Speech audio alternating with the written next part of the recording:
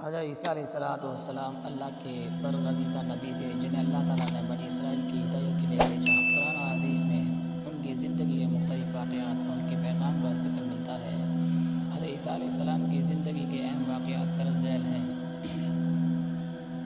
پیدائش: حضرت عیسیٰ علیہ السلام کا معززی طور پر بغیر والد کے پیدا ہونا ایک غیر معمولی واقعہ تھا۔ ان کی والدہ حضرت مریم علیہ السلام تھی جو ایک پاک دامن اور نیک عورت تھی۔ جب حضرت جبریل علیہ السلام نے حضرت مریم کو بیٹے کی بشارت دی تو وہ حیران ہوئے کیونکہ وہ غیر شادی شدہ تھی۔ قرآن میں اس کا ذکر یوں آیا ہے، سورہ مریم آیت نمبر 20 سے 21 تک۔ مریم نے کہا، میرے ہاں لڑکا کیسے ہو سکتا ہے جبکہ مجھے کسی انسان نے چھوا تک نہیں۔ جبریل نے کہا، یہ بات تمہارے رب کے لیے آسان ہے۔ حضرت عیسیٰ علیہ السلام کو اللہ تعالیٰ نے کئی معجزات عطا کیے جن سے وہ لوگوں کو اللہ کی قدرت کا قائل کرتے تھے، اور ان معجزات میں شامل ہیں۔ اللہ تعالیٰ نے حضرت عیسیٰ علیہ السلام کو کئی معجزات عطا کیے تھے۔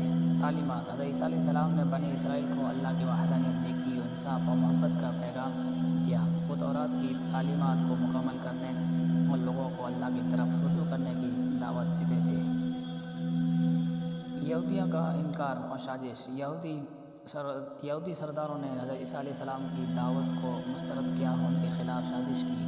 انہوں نے رومی حکمرانوں سے مل کر انہیں قتل کرنے کی کوشش کی، لیکن اللہ تعالیٰ نے انہیں اپنے پاس اٹھا لیا اور ان کے دشمنوں کو مغالط میں ڈال دیا۔